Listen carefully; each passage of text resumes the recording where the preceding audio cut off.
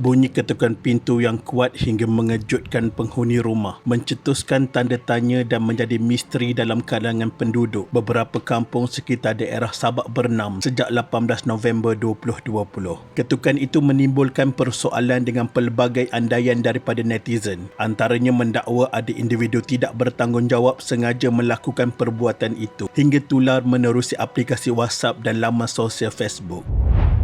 Difahamkan gangguan ketukan itu berlaku pada waktu malam hingga awal pagi dan membabitkan beberapa kampung lain, antaranya Batu 38, Kampung Tengah dan Kampung Banting. Seorang penduduk Kampung Batu 37 mendakwa ketika berada di dapur rumahnya kira-kira 10.45 malam, dia terdengar bunyi ketukan yang datang dari pintu dapurnya. Bunyi ketukan itu kuat seolah-olah seseorang mahu masuk ke dalam rumah dengan cepat. Apabila dia intai menerusi tingkap, tidak nampak siapa yang ketuk. Beberapa minit kemudian, bunyi ketukan itu kembali dan ia datang dari bilik air di dalam rumahnya. Kebetulan bilik air itu sudah lama tidak digunakan, jadi seluruh tubuhnya menggigil dan bulu roma meremang sebaik dengar ketukan itu.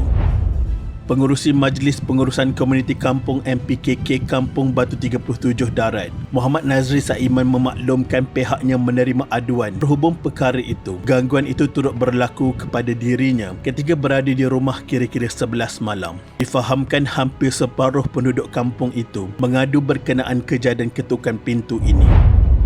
Namun sehingga ke hari ini, tiada sesiapa pun tahu apa yang telah mengetuk pintu rumah mereka. Mungkin juga sekarang ini, benda itu sedang berada di depan pintu bilik anda.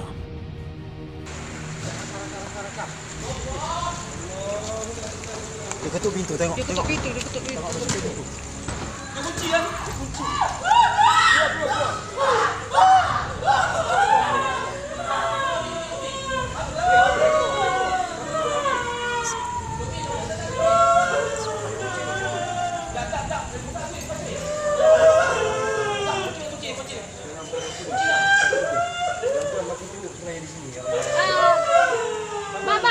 Abang masuk minta kunci pagar. Buka pagar. Minta pagar. Pagar.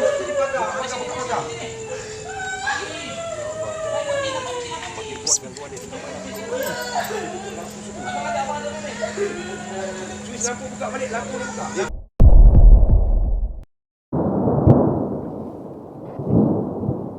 Tempat ini dikatakan sebagai tempat paling keras kerana terdapat banyak gangguan mistik yang dapat dirakam. Pada tahun 2010, terdapat 2 kes kehilangan misteri remaja lelaki di tempat ini yang diambil dari rakaman CCTV. 2 remaja yang dikatakan hilang begitu sahaja ketika menuju ke tangga sewaktu ingin melarikan diri dari gangguan mistik dalam bangunan tersebut. Mangsa pertama yang pergi ke tempat itu pada lewat malam adalah disebabkan ingin merakam dengan kameranya. Ketika dia menuju ke tempat lain, dia meninggalkan kameranya di atas meja dalam mood rakaman. Ini kerana dia berasa tidak selesa, seumpama ada sesuatu yang sedang memerhatikannya. Semasa kembali untuk mengambil kameranya, didapati kameranya telah beralih tempat dan dia terus meneliti rakaman itu. Dan alangkah terkejutnya apabila dia mendapati ada satu lembaga yang tinggi yang sedang berlari laju di bahagian luar tingkap. Selepas melihat rakamannya itu, dia berasa takut dan terus berlari menuju ke tangga. Dan sewaktu menuruni tangga, dia kelihatan tidak keluar dari pintu yang sepatutnya di bahagian bawah dan terus hilang sehingga ke hari ini.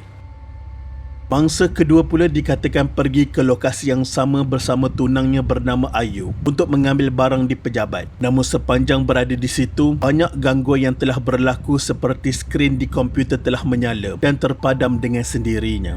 Dia mula merasa takut dan cuba melarikan diri menuju ke tangga untuk keluar dari situ. Dia tidak kelihatan membuka pintu keluar yang berada di bawah dan dia dikatakan hilang begitu sahaja. Sebab tu remaja tersebut melarikan diri, pintu pejabat tertutup dan sofa di pejabat juga bergerak dan bertukar kedudukan dengan sendirinya. Dipercayai kesemua rakaman ini diambil terus dari server CCTV yang terdapat di bangunan tersebut dan dia tidak boleh diolah atau diedit sama sekali. Lelaki itu hilang sehingga hari ini, manakala tunangnya pula dikatakan menjadi gila.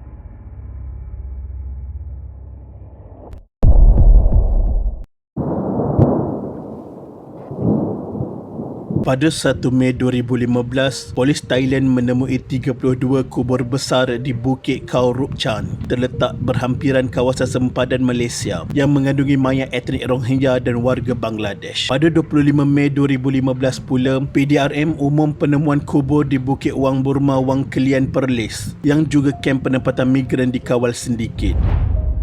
PDRM umum penemuan 139 mayat etnik Rohingya dan Bangladesh sebelum operasi menggali dilakukan. 3 hari selepas penemuan itu, Timbalan Menteri Dalam Negeri Datuk Seri Dr. Wan Junaidi Tuanku Jaafar umum penahanan 2 anggota polis berkaitan penemuan kem pemerdagangan manusia di kawasan berkenaan.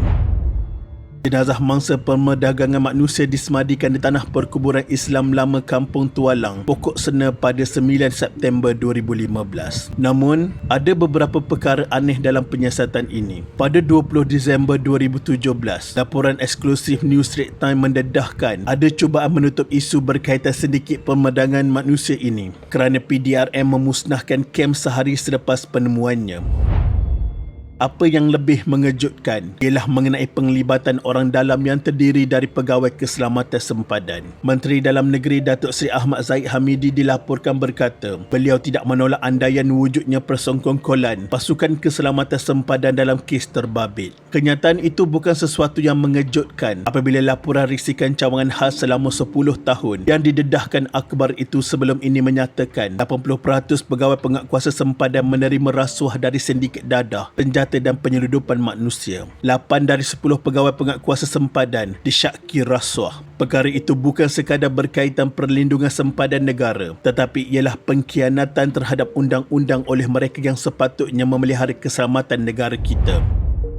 Walaupun polis dan pihak berkuasa terkejut dengan penemuan kem tersebut sebagaimana didedahkan akhbar tempatan, penduduk kampung serta NGO seperti Tenaga Nita telah lama mengetahui kewujudan tapak itu. Perkara terbabit telah pun dilaporkan sejak tahun 2009 yang mendedahkan wujudnya penglibatan pegawai kerajaan dalam aktiviti pemerdagangan manusia di Malaysia demi mengaut keuntungan peribadi. Paling mengejutkan, kem pemerdagangan manusia dan kubur ini di kawasan berbukit sempadan negara itu ditemui pada Januari 2015 namun hanya diumumkan pihak polis pada 25 Mei 2015. Satu lagi persoalan yang dibangkitkan laporan itu adalah mengenai arahan polis supaya kem itu dimusnahkan sebelum siasatan pihak forensik, sedangkan lokasi itu berpotensi sebagai lokasi kejadian jenayah. Siapa yang terlibat terus kekal menjadi misteri.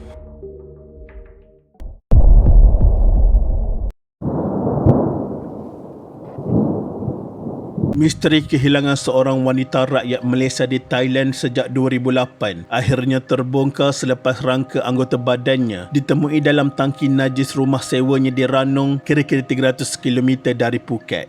Fairuz Ahmad Sulaiman, 37 tahun, dari kampung Temung Hilir Anggur, Kuala Kangsar, dipercayai dibunuh manakala anak lelakinya Johan Sebastian, 5 tahun, masih tidak dapat dikesan. Mengikut laporan polis Ranong kepada peguam keluarga Fairuz, rangka yang ditemui pada 10 Oktober 2009 disahkan sebagai Fairuz berdasarkan ujian DNA oleh Institut Perubatan Forensik Hospital Polis di Bangkok. Keputusan ujian DNA yang dikeluarkan pada 26 November 2009 dimaklumkan kepada keluarga mangsa. Polis Thailand juga mengesahkan suami mangsa, Muhammad Lufti Abdullah Elayah Lambester Dildak, seorang warga Belanda yang disyaki suspek kes pembunuhan itu, sudah meninggalkan Thailand dengan menaiki pesawat dari Bangkok ke Singapura. Fairuz tinggal bersama suaminya dan anak lelaki mereka di Ranong, Thailand sejak tahun 2004 sehingga dia dilaporkan hilang. Setelah hampir 7 tahun khabar berita tentang kes ini, akhirnya pada 3 Jun 2016, Unit Forensik Hospital Chancellor Tuanku Muhriz membantu menyambung semula siasatan kematian wanita ini. Pakar forensik dan ahli patologi dari HCTM, Universiti Kebangsaan Malaysia UKM bersama rakan-rakan sejawat mereka dari Hospital Forensik Belanda dan Jabatan Kehakiman untuk menggali semula kubur dan melakukan bedah siasat mayat Fairuz Ahmad Sulaiman. Pakar patologi forensik dan Ketua Unit Forensik di HCTM Profesor Dr. Shahrum Abdul Wahid berkata, kes itu telah dirujuk kepada pakar-pakar UKM oleh Polis Diraja Malaysia atas permintaan pihak berkuasa Belanda untuk bantuan mencari lebih bukti daripada mayat Fairuz.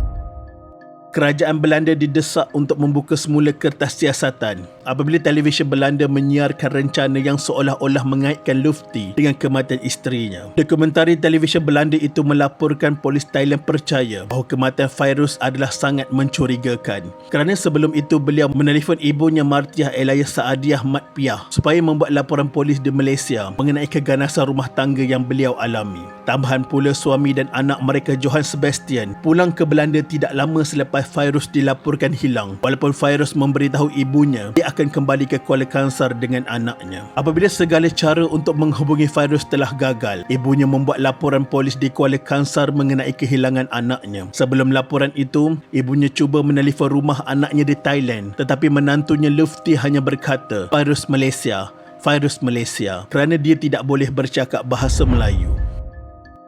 Kes itu telah menjadi lengang kerana walaupun polis Thailand mengesyaki perbuatan khianat dan mahu menyoal siasat Lufti, tetapi Belanda enggan menyerahkan dia kerana tiada perjanjian ekstradisi antara kedua-dua negara. Fairuz pertama kali bertemu Lufti semasa bekerja di Langkawi sebelum mereka berkahwin di wilayah Satun, Thailand pada 22 Jun 2004 dan menetap di Ranong. Sehingga 2021, masih tiada khabar gembira maupun keadilan untuk mangsa. Siapakah pembunuh yang sebenarnya? Tiada jawapan yang pasti.